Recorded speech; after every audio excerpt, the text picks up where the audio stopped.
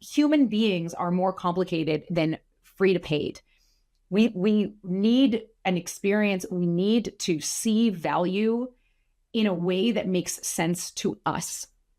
And because you've got this customer insight and you understand what this customer is trying to accomplish, now you know what actually matters to them. So now you know what parts of your product to introduce to them in what order. Hey everybody, welcome to the Forget the Funnel podcast. We're Gia and Claire, founders of Forget the Funnel, a product marketing and growth consultancy that helps SaaS businesses learn from their best customers, map and measure their experiences, and unlock their best levers for growth. If you're looking to help your team make smarter decisions, this show is for you. We're going to talk about customer-led growth because it deserves an overview. So that's what we're trying to accomplish today is why should anybody care about consumer-led growth? Well, I mean, I can read off the definition that we have been using, maybe as a starting point. Customer-led growth is a strategic approach to what is the question we're going to answer in a minute, that leverages customer insights to qualify and quantify customer value, and then operationalize and optimize your end-to-end customer experience. So let's put that into some context. Approach to what? Strategic approach to what?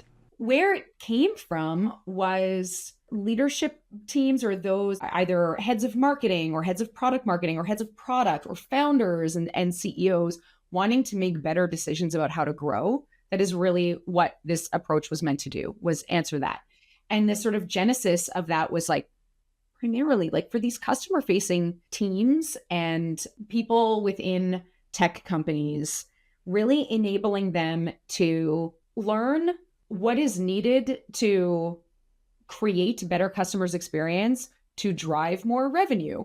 And when you come back with real customer quotes and real customer data, it can be very empowering and it can help get stakeholders bought in, and it can help create alignment across the entire team on what is this customer experience that we are building? Who is this customer that we're even serving? And what is the customer experience that they need in order to create value in their lives, which then in turn creates value for the business? You don't have to guess. You don't have to rely on best practices. You don't have to read every blog in the world from every episode. Relying on experts and people outside of your team and company to be making strategic decisions for your company and your product and your customers is just absolutely silly. And there's no such thing as best practices. For anybody who doesn't know, we just rolled out 3 episodes about best practices. And that's actually part of the reason why we came up with this framework, was because you don't have to rely on best practices or experts or basically everybody else to tell you how to do your job. There's a better way to get the answers. And we have a visual to help illustrate this point. And there are many LEDs, right? Marketing led, community led is coming up a lot. Content led, I think I've probably even heard. Sales led, obviously. Product led, obviously. Engineering led doesn't get talked about that much, but is a thing, especially at companies like Facebook and things like that, right? And then there's product-led sales, a little bit more nuanced, totally interesting, totally relevant here. It's another sort of motion, growth motion, for lack of a better expression. And the customer-led growth approach is really meant to inform all of those motions. Not only which one should you leverage, but how should you be leveraging it? And how should you be basically executing? So this brings me back to a conversation I had just a couple of days ago with a founder that got in touch that was basically saying that his head of product was going in the today right now is going full bore on PLG. And I was like, oh, what does that mean?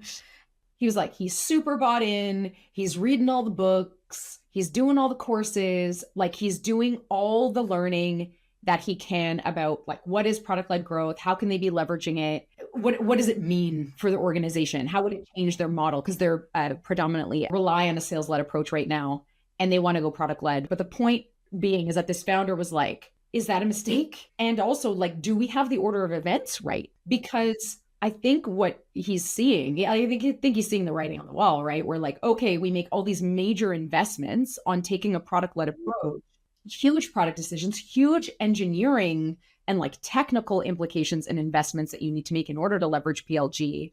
And imagine you do it and it fails, or imagine you do it and you're wrong, or imagine you build a customer experience. And by the way, this happens all the time. You build a customer experience or a product experience that doesn't then land, and then you've got to add people to it anyway. It is a very scary proposition for a founder who's got a product team, or even, a founder who's like, I want to leverage product-led growth without really understanding how to make decisions about this product-led approach.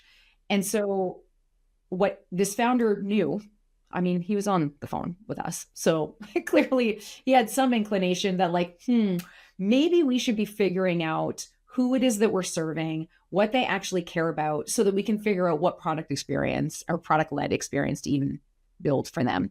So I thought that was very wise, and I commended him for hitting the pause button on just going full bore on PLG before really understanding who is this target customer that we're going after here, and what's that again scalable product experience that we're going to be building for them, that we're going to basically bank our entire business on.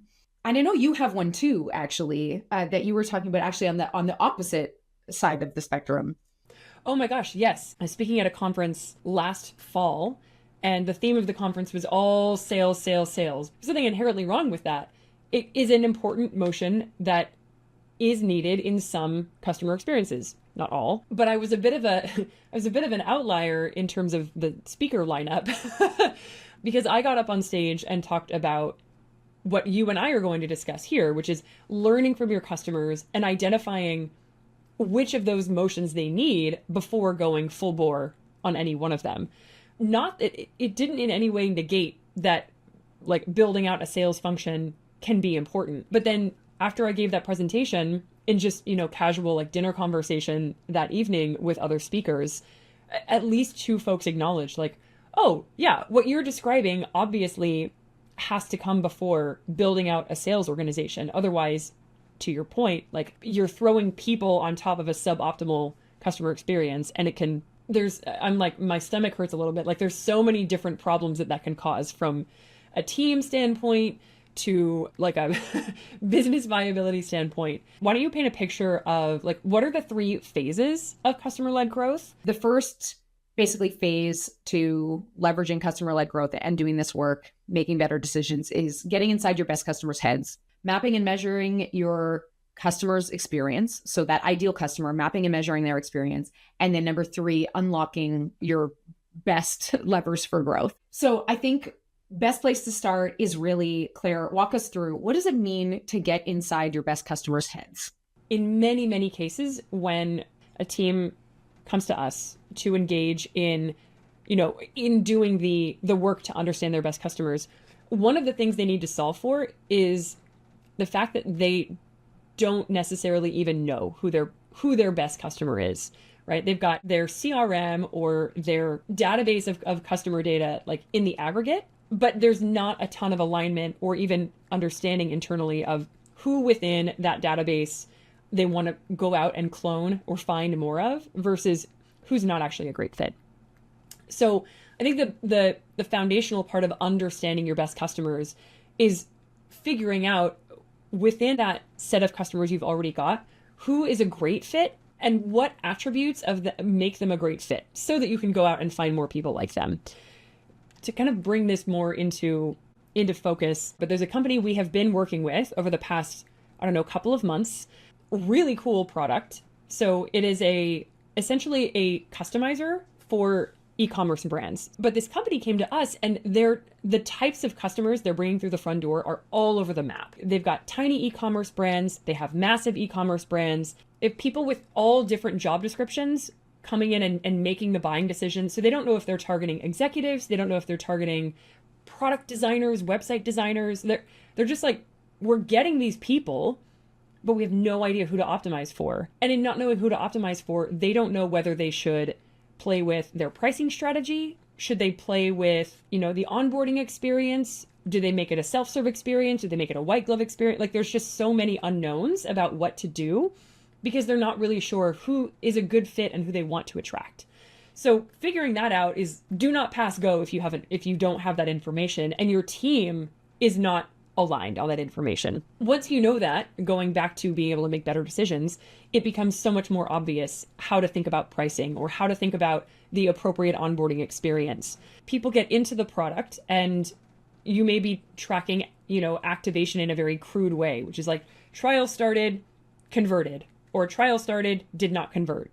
And then there's just this black box and your team is just left to kind of throw like tactics at, okay, well, maybe we should do email, or like maybe we should do in-app prompts, but what do we put in the in-app prompts? There are so many unknowns for your team to have to scrounge around and figure out when they don't know who they're actually serving and what those people care about in terms of what about your product are they trying to get to?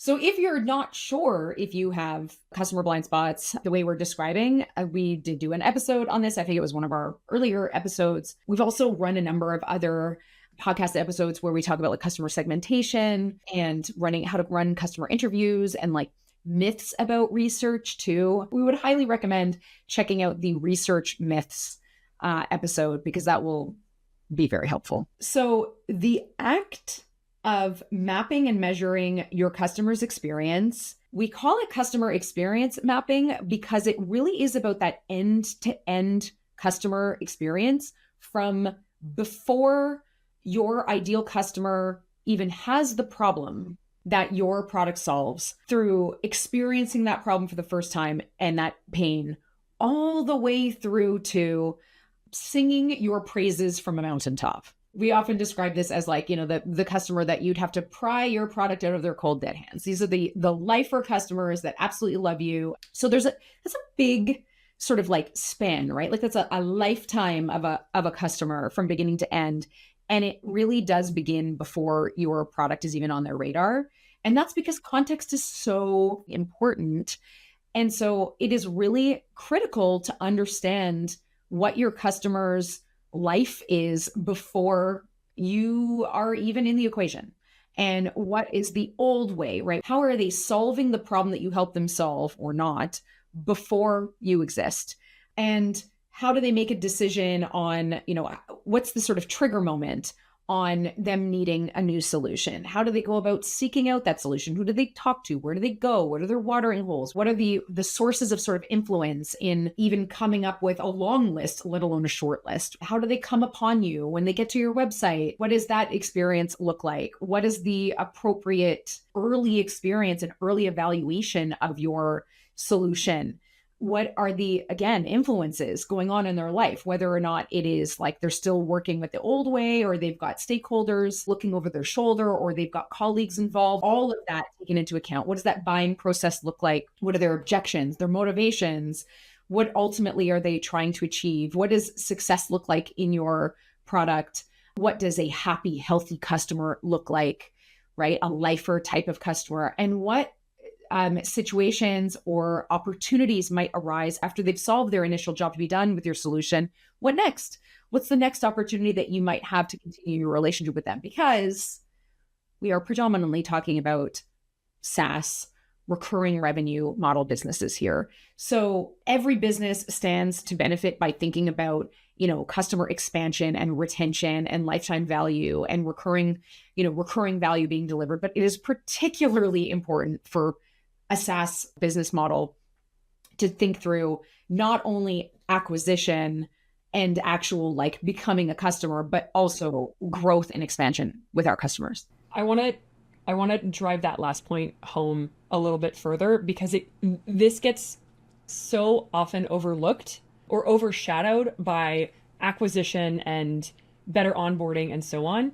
But going back to this product and team that we talked about a moment ago, in learning from these customers, we had already done the hard work of making sure we were only speaking with good fit customers. But then even within that batch of good fit customers, there was this very clear divide between customers who were happy with the product, not at risk of churn, but also really not thinking about expansion at all. And then there was this other batch of customers who were thinking very strategically about like, as I scale my brand, I want to take this thing with me and I'm going to need to do this and this and this. And we even had people say on interviews, like, I would pay more if you can help me take my brand to where I want to go. Like, think about the power of your team being able to tell those two different customers apart and optimize for the one that wants to grow with you. So mapping this end-to-end customer experience is really about understanding intimately what your customers are thinking, feeling, and then ultimately doing through this entire customer experience end to end. And if you can understand that journey, that sort of documentary of your customers, sort of the evolution of your customer's relationship with you, you can identify milestones in their relationship with you. Now, there are 3 phases in every customer experience, and that is the sort of struggle phase, which is them having, like, they're either out in the world, experiencing the problem that you help them solve. Then there's the evaluation phase, which is basically them trying to figure out, are you the one that's going to help them solve that problem? Ultimately, the evaluation phase ends with, yes, this thing is going to solve my problem. This is the solution for me. I'm in. And then the growth phase is all the amazing things that have happened after that, which is like happy, healthy customer. So continued value being delivered, because again, recurring revenue, you need your customers to get continued value from your solution, because often it's every month your customers are making a decision about whether or not to continue investing in you. So those are the 3 phases. But within these 3 phases, there are these leaps of faith that your customers take in each of these. As I alluded to earlier, in the struggle phase, generally there's 2. There's like this, like having the problem stage, and then there's like this interest stage where they're seeking out a solution, evaluating in the very early stages of evaluating, trying to figure out, like, is this something that I even want to try on? And then the evaluation phase is where things get the most, I'll say interesting, but really They do. They get the most fun. I mean, I say fun, but positioning and messaging on a website, I still consider very fun. But on the flip side of that, how is your product experience or customer experience helping somebody get to those moments of value? And we all know that it is very important to demonstrate value pretty quickly, but you can't fall into the trap of throwing the kitchen sink at customers. We talked about this in the book. We've got so many examples of companies that we have worked with that are just like, sign up, become customer, trial to pay conversion rate. That's the only thing that matters. Or sign up, free to pay conversion rate. That's how we measure everything. And actually, your customer's relationship with your product is a lot more complicated than that. And I don't want to make it sound like we're trying to make things more complicated than they need to be. No, they legitimately need to be more complicated than that. Like, human beings are more complicated than free to paid.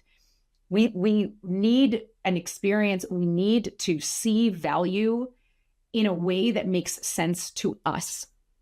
And because you've got this customer insight and you understand what this customer is trying to accomplish, now you know what actually matters to them. So now you know what parts of your product to introduce to them in what order. So we often refer to the evaluation phase as like first value and value realization. Sometimes a product is complex enough where you actually need like first value, value promise, value realization. Again, value realization is like, I've solved my job to be done. This is the solution for me.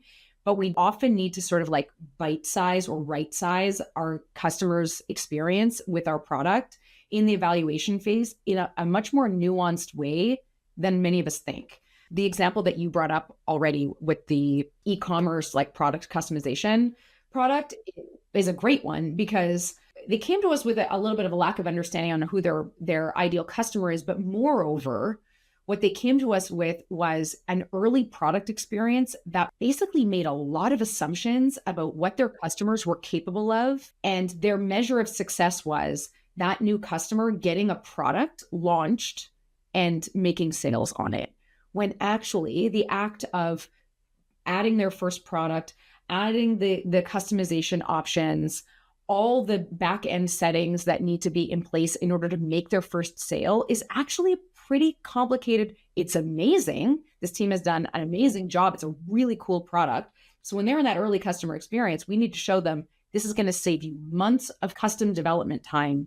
You can do exactly what you need to do in a much more expedited way, because what customers are comparing them to is not another point solution or a tool, a different customizer. They're like, do I want to pay a developer to build this thing for me for the next like 6 months to a year? That's the context that somebody is in that very early customer experience. And so what do they need to see? They need to see that they've got all the customization needs they could possibly need, but they also can't be shown so much that they get lost in all of the steps that are needed. And so if you haven't figured out how to get new customers reaching first value within your product and reaching value realization for all of these milestones that you've identified, these key sort of moments of value, these key leaps of faith, like we like to call them, in your customer's relationship with you, you should be able to measure your customers reaching that value. Now, we are not talking about MQL, SQL, or even PQL necessarily. We're not talking about your child to pay conversion rate. We're not talking about a customer paying or entering a credit card. We're not talking about transactional moments. We're talking about customer-led, these customer-focused leading indicators of success that demonstrate to your team that you've helped your customer reach a moment of value. And the way that you measure that might be super obvious, and it might not. And it's really going to depend on your customer and your product. Okay, so we've talked about this end-to-end experience with the struggle phase, the evaluation, and the growth phase. And because we've got these milestones, we need to create experiences for these customers that address their needs in the context that they're in a given milestone in their relationship with you. And so we need measures of success for your team to take advantage of and cater to know, yes, we have helped our customers reach moments of value. This is not the same as child to pay conversion rate. It's not the same as like signed up necessarily. There is generally product usage that will demonstrate that your customer has gotten to first moment of value. The easiest way to describe it is then value realization, where they've really realized value, where they've successfully adopted your product for the first time. So we're often looking for, what does a happy, healthy customer look like from a product usage standpoint? A lot of companies rely on like weekly active or monthly active or daily active users as that measure of success. KPIs like that are wildly problematic because logins to your product aren't necessarily indicative of value. Okay, so that is the mapping process and the KPI process that really enables us to sort of deconstruct that customer experience in a way that the team can get really excited about building really resonant, high converting customer experiences. And we now have these leading indicators of success, which will ultimately impact those lagging indicators of success, like our child to pay conversion rate, like MRR growth, like acquisition numbers, and things like that. So that is the second phase of the customer-led growth sort of framework. Want to walk us through the next one, Claire? It's the most fun one. A couple of times earlier in this episode, we used the phrase "do not pass go." So this is like finally letting your team pass go. And what it consists of is you've figured out who they are, you've figured out what experience they need to have to get to a moment of value, and you've figured out how to measure your own ability to get them there. You can finally look back at that customer experience map and at what you're currently doing out of the wild and figure out where you need to make improvements, right? Where should you be spending your time to see some kind of uptick? So oftentimes when we're working with teams, they're like, we know our product onboarding isn't as good as it could be, or we are not acquiring enough customers. We don't have enough signups on our website. So they're very focused on like positioning and messaging outputs of this type of work. But I will say 99 times out of 100, when we're working with teams, we do identify that yes, the positioning and messaging needs updating 9 times out of 10, but the product onboarding experience is generally where the most sort of money is sitting on the table, so to speak. And so when we are working with teams, what we do is we sit down with all the major stakeholders for like a half-day workshop, and we go over this whole thing. So we say like, here's what we learned. Here are the milestones in your customers' experience. Here are the KPIs for measuring the success. Here are the parts of the product that deliver a ton of value. We do the value mapping exercise. And then essentially what we're doing with the team is saying, okay, so here's what we know the ideal customer experience is, and here's what you're doing today. And it's this big board. It's like the documentation of doing like, if we were a secret shopper, but because we're talking about software, it's like this big board of like screenshots and videos and arrows and like emails. And it's like a big heuristic analysis of what the customer experience is. Because we know what good looks like and we know what the current experience looks like, the ways to sort of connect the dots and fill those success gaps for customers becomes really, really obvious. So during that workshop, we're like, here are all your opportunities. And the team's like, holy moly. Sometimes they're like, oh yeah, we thought about this, or we tried that once, but we didn't have this piece of information, or, oh, we never thought about that before. Or because we talk about as well, like the milestones typically are more nuanced than what a team is used to, all of a sudden, all these additional opportunities become really obvious to help customers get to these moments of value because they've never unpacked or deconstructed the evaluation phase in quite that way. So it becomes really obvious how you can help customers. So as we're sitting down with the team, we're looking at all those opportunities. And generally, what happens then is we get into a discussion about what are these opportunities, but also what order in which we should execute or start implementing these opportunities, because that's really important as well.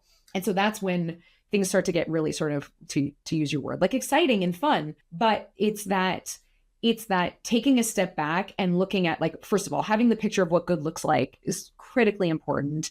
But then looking at what you're doing today, it just becomes really obvious. Like the job's done for us, really. Early on in even launching our podcast, we recorded an episode with Dan Stewart, who is the president of Invoice Simple. Dan and the Invoice Simple team, super lovely, super smart, super data driven. But the Invoice Simple team brought us in to work with them because they had a ton of customer data, like in the aggregate. They didn't have a lot of intel into those little micro moments you're describing. You know, they didn't have a lot of intel into when someone gets into this product, what do they actually need to see to get to value?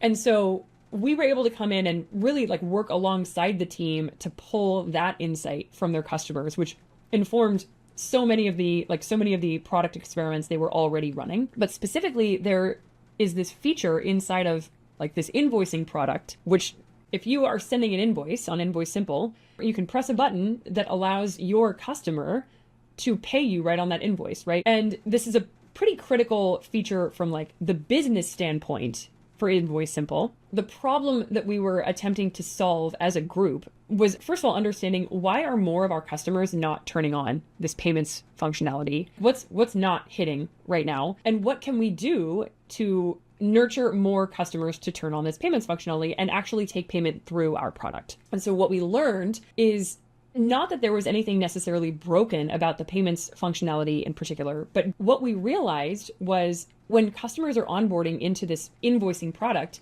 and they're being nudged in the onboarding experience to enable payment acceptance, they have no context for why they would want to turn that on. What we realized was there was this opportunity to help their customers understand the benefits of getting paid on their invoice rather than all the other ways they had arrived planning to get paid.